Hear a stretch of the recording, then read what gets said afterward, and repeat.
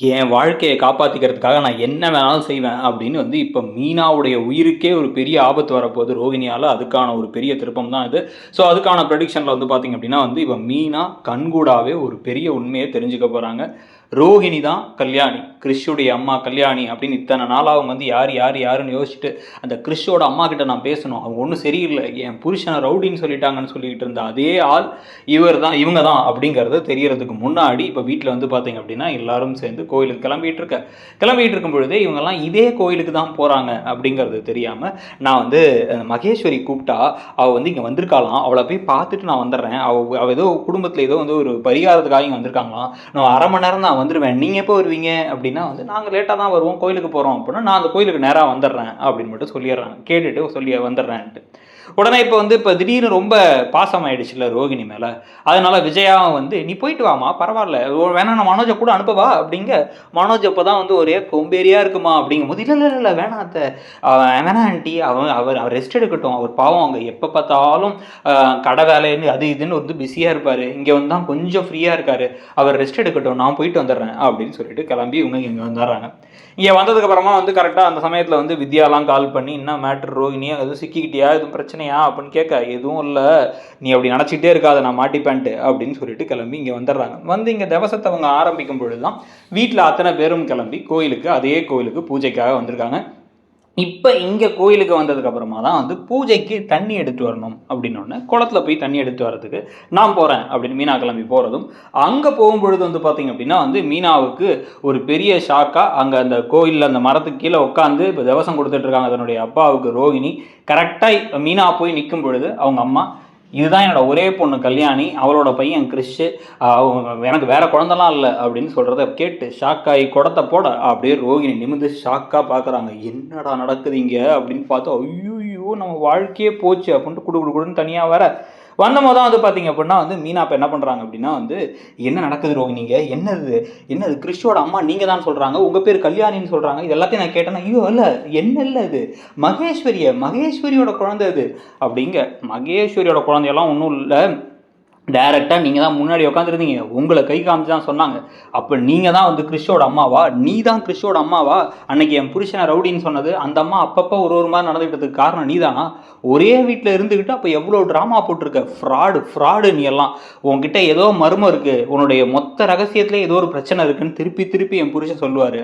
சொன்ன போதெல்லாம் நான் வந்து இல்லைங்க அவ்வளோ மோசமாலாம் அவங்க இருக்க மாட்டாங்க, என்னங்க எதுதோ நீங்களா சொல்கிறீங்க அப்படின்னு சொல்லிக்கிட்டு இருப்பேன். ஆனால் இப்போ வந்து தெளிவாக எனக்கு தெரிஞ்சிருச்சு நீ தான் ஒரு பெரிய ஃப்ராடுன்ட்டு, இந்த விஷயத்தை நான் சொல்லியே தீரணும் அப்படின்னோடனே வந்து இல்லை ப்ளீஸ் மீனா என் வாழ்க்கையை காப்பாற்றிக்கிறதுக்கு எனக்கு வழி தெரியல.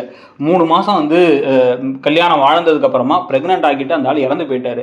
அப்புறம் எனக்கு வீட்டை விட்டு வேற துரத்தி விட்டாங்க, நான் என் வாழ்க்கையே வாழவே இல்லை, அதனால தான் இந்த வாழ்க்கையை நான் தேர்ந்தெடுத்துக்கிட்டேன், எனக்கா கிடைச்ச வாழ்க்கை இது அப்படிங்க. இது கிடைச்ச வாழ்க்கையா, பொய் சொல்லி ஏமாற்றி ஃப்ராடு பண்ணி கிடைச்ச வாழ்க்கை. மனோஜ் உங்களை வந்து என்ன நினைச்சிட்டு இருக்காரு, அவரோட வாழ்க்கையில நம்பி அவர் ஏமாந்துருக்காருல, அத்தை உங்களை மலேசியா மருமகன் நினைச்சாங்க, அதுவும் கிடையாது, இதுல ஏற்கனவே கல்யாணம் ஆகி குழந்தையை பெற்றவங்க நீங்க, உண்மையை சொல்லிட்டு அப்படி ஒரு கல்யாணம் பண்ணீங்கன்னா பரவாயில்ல, அதையும் பண்ணல. இந்த கிறிஷ் அத்தனை நாள் வந்து வீட்டில் வந்து கஷ்டப்பட்டு அவனை வந்து அத்தை அவ்வளோ அசிங்கப்படுத்துவாங்க அவமானப்படுத்துவாங்க, அப்பெல்லாம் வெக்கமே இல்லாமல் பார்த்துட்டு இருந்திருக்கீங்க. ஒவ்வொரு தடவையும் அவனை அனாதன்னு சொல்லி எல்லாம் பேசும்பொழுது எத்தனை தடவை வந்து நீங்க அப்படியே கேஷுவலாக நின்று இருந்திருக்கீங்க, நீ எல்லாம் ஒரு அம்மாவா அப்படின்னு பலார்னு ஒன்று விட்ட ஒன்னா அப்படியே ரோகிணி புதுகடி அப்படின்னு இப்போ கீழே விடுறாங்க. கீழே விழுந்ததுக்கு அப்புறமா தான் வந்து பார்த்தீங்க அப்படின்னா வந்து ஐயோ இப்போ என்ன பண்ணுறது ஒன்றும் புரியலையே அப்படிங்கிற மாதிரி இப்போ ரோஹிணி பார்க்க, இந்த பாருங்க இன்னைக்கு பூஜை முடிச்சு வீட்டுக்கு போனோன்னு இந்த விஷயத்த சொல்லிடுறோம், இங்கே வச்சு சொன்னால் வந்து பப்ளிக் பிளேஸில் ஒரு பெரிய பிரச்சனையாகிடும். இப்போயும் நான் உங்களை பற்றி யோசிக்கிறேன், ரெண்டில் ஒரு ஆப்ஷன் தான், ஒன்று நீங்களே உண்மையை சொல்லிவிட்டு அத்தையும் மாமாவும் என்ன முடிவு எடுக்கிறாங்களோ அந்த முடிவை கட்டுப்பட்டு இருந்துக்கோங்க, இல்லை அப்படின்னா வந்து கிறிஸ்டையும் கூட சேர்ந்து கூட்டு வந்து காலில் விழுந்து மன்னிப்பு கேட்டு இது என் பிள்ளையை கூட வச்சுக்கணும்னு சொல்லுங்கள், உங்கள் வாழ்க்கைக்காக அவன் வாழ்க்கையை அழிச்சிக்கிட்டு இருக்கீங்களே வெக்கமா இல்லை உங்களுக்கு அப்படின்னு கிளம்பிட்டு வந்து இந்த பூஜை முடிகிற வரைக்கும் தான் உங்களுக்கு டைம், வீட்டுக்கு போனோடனே நான் எல்லா உண்மையும் சொல்லிவிடுவேன் அப்படின்னு கிளம்பி மகேஸ்வரி இப்போ கிட்டக்கு வந்து என்னடி பண்ணுறது, இப்போ மீனா இப்படி சொல்லிட்டு போகிறாங்க, ஐயோ மாட்டிக்கிட்டே அடி ரோகிணி நீ அப்படின்லாம் வந்து பேச, இந்த பக்கம் வந்து நான் அப்போவே சொன்னேன் இங்கே தான் வரமாட்டேன்ட்டு, தவசம் கொடுக்கணும் அப்பாவுக்கு அது இதுன்னு சொல்லி சென்டிமெண்ட்டாக பேசி என்னை வர வச்சிட்டியம்மா, என் வாழ்க்கை போச்சு இப்போ சந்தோஷமா உனக்குன்னு இந்த பக்கம் கிறிஷோட பாட்டிக்கிட்டையும் வந்து இப்போ இந்த பக்கம் ரோகிணி பேசிகிட்டே இருக்க, கல்யாணி நான் என்ன தெரிஞ்சா பண்ணேன் அப்படின்னு பேசிகிட்டு இருக்கும் பொழுது திரும்பி பார்க்குறாங்க, அப்படியே முறைச்சி பார்த்துட்டே மீனா கீழே விட்ட குடத்தை எடுத்து நடந்து போய் அந்த குளத்துக்கிட்ட போகிறாங்க. போகும்பொழுது அப்படியே ஒரு பார்வை பார்த்துட்டு போகிறாங்க கிறிஷோட பாட்டியை. நீ எல்லாம் ஒரு மனுஷி அப்படிங்கிற மாதிரி பார்த்துட்டு நேராக கிளம்பி அங்கே போய் குடத்துலேருந்து தண்ணி எடுக்கலாம் அப்படின்னு இப்படி குனியும் போது இப்போ தான் யோசிக்கிறாங்க ரோகிணி. இதுக்கு முன்னாடி ஒரு தடவை இந்த மாதிரி தான் வந்து தண்ணிக்குள்ளார விழுந்தாங்க, கிறிஸ்ட்டு காப்பாற்றினாலாம் பேசினாங்க. அப்போ நீச்சல்லாம் தெரியாது மீனாவுக்கு. இப்போ தான் இதான் கரெக்டான டைம் அப்படின்னு நேராக அப்படி கிட்டக்க போய் இப்படி குனிஞ்சு இப்படி வந்து மீனா தண்ணி எடுக்கலான்னு போனால் அந்த தண்ணியோட ரிஃப்ளெக்ஷனில் பின்னாடி இவங்களுக்கு பின்னாடி ரோகிணி இருக்கிறது தெரியுது. ரோகிணி அப்படின்னு உங்க திரும்பி பார்க்கும் பொழுதே வந்து என் வாழ்க்கையை காப்பாற்றிக்கிறதுக்கு எனக்கு வேறு வழி தெரியல மீனா, யார் இருந்தாலும் இல்லாட்டி நான் இருப்பேன், நான் இருக்கணும், அதுக்கு இது நடந்தே தீரணும் அப்படின்னு பிடிச்சி அப்படி ஒரு தள்ளுறாங்க. தள்ளுனா அப்படியே தண்ணிக்குள்ளாரவே அப்படியே புளக் அப்படின்னு வந்து விழுந்துடுறாங்க. மீனா விழுந்ததுக்கப்புறமா வந்து ஒரு செகண்ட் கேப் விட்டு அவங்க உள்ளார தத்தளித்து தண்ணிக்குள்ளே போகும்போது தான் வந்து மற்றவங்க பார்க்கறதுக்கு முன்னாடி இப்போ ரோகிணி கத்த ஆரம்பிக்கிறாங்க. ஐயோ மீனா மீனா மீனா அப்படின்னு கத்த ஆரம்பிக்கிறாங்க. மீனான்னு கத்த ஆரம்பிக்கிறத பார்த்து எல்லாரும் ஓடி வராங்க. ஓடி வரும்பொழுது தான் அப்போ தான் வந்து முத்து காரை பார்க் பண்ணிட்டு ஃப்ரெண்ட்ஸ் எல்லாம் பார்த்துட்டு அவரும் கோயிலுக்கு வந்தவர். எங்கள் மீனா தண்ணி குடிக்க போனாலா அப்படின்னா, ஆமாம் தண்ணி எடுத்து வர போனால் ரொம்ப நேரம் ஆயிடுச்சு காணாமப்பா, போய் பார்த்துட்டு வா குளத்துக்கிட்ட அப்படின்னு போனால் குளத்துக்கிட்ட கூட்டம் இருக்குது.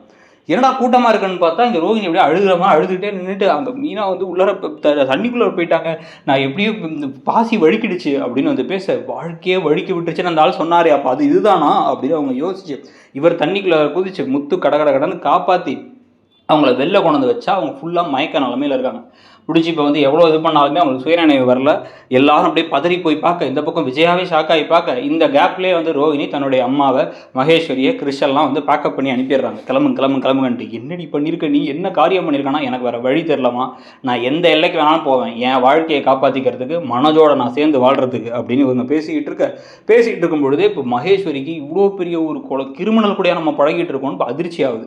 அவங்க கிளம்பி போகும்போதே மகேஸ்வரி இதை யாருக்கிட்டே சொன்னா அவ்வளோதான் அப்படின்னு வந்து மிச்ச 2 பேர் சொல்ல மாட்டாங்கன்னு எனக்கு தெரியும், நீ சொன்னா அவ்வளோதான், உன்னையும் சேர்த்து போட்டு தள்ளுவேன் அப்படின்னு அனுப்பிவிட்டுட்டு இப்போ இங்கே வந்து இப்போ மீனாவை ஹாஸ்பிட்டலுக்கு கூப்பிட்டு போனால் மீனாவுக்கு சுயநனவு தப்பிடுச்சு அப்படின்னு சொல்லி மீனாவை ஹாஸ்பிட்டலில் அட்மிட் பண்ணுற சம்பவமும் இந்த சமயத்தை எப்படியோ இப்போதைக்கு தப்பிச்சிட்டோம். ஆனால் வந்து இந்த ஹாஸ்பிட்டலில் வச்சே கூட அவங்கள போட்டு தள்ளிடலாம், ஆனால் உயிரோட மீனா இருந்தால் நம்ம வாழ்க்கை போச்சு அப்படின்னு சொல்லும் பொழுது மீனாவுக்கு நினைவு தப்பிடுச்சு, இல்லை வந்து மறதி வந்துருச்சு அப்படிங்கிற மாதிரி ஏதாச்சும் ஒரு ட்விஸ்ட்டை கொடுத்து இப்போதைக்கு உண்மை தெரிய விடாமல் பண்ணுவாங்களா, இல்லை இந்த விஷயத்தை எல்லாரும் முன்னாடியும் வந்து மீனா போட்டு உடைக்கிற மாதிரியே இருக்கட்டுங்க, ரொம்ப இழுத்தாச்சு, இதுக்கப்புறம் திருப்பி மீனா ஹாஸ்பிட்டலு அப்படி இப்படிலாம் கொண்டு போகாதீங்க, கொண்டு போனால் இவங்க வில்லின்னு காமிக்கிறது கரெக்டாக இருக்கலாம், ஆனால் வந்து பார்க்குற நமக்கு கொஞ்சம் கடுப்பாக இருக்குமே அப்படின்னு நினைக்கிறீங்களா? உங்களுக்கு என்ன தோணுது?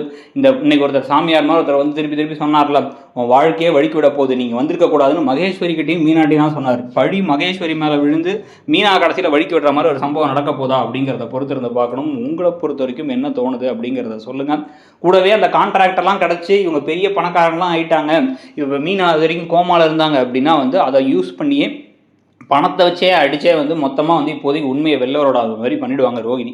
ரொம்ப நாளைக்கு வந்து இப்போ மீனாவுக்கு உடம்பு சரியில்லாமல் இருக்குங்கிற மாதிரி ஒரு ட்ராக்கை கொண்டு வந்து ரொம்ப சோக ட்ராக்காக அந்த ட்ராக் போக ஆரம்பிச்சிடும். அது நடக்காமல் விஜயாகிட்டே வந்து உண்மை வந்து மீனா சொல்லிடும்னு நினைக்கிறீங்களாங்கிறத சொல்லிட்டு மறக்காமல் இடம் பொருள் சேனலையும் சப்ஸ்கிரைப் பண்ணிவிடுங்க. நம்ம ப்ரெடிக்ஷனை பற்றி உங்களுடைய கருத்துக்களையும் கமெண்ட் செக்ஷனில் சொல்லுங்கள். தேங்க்யூ.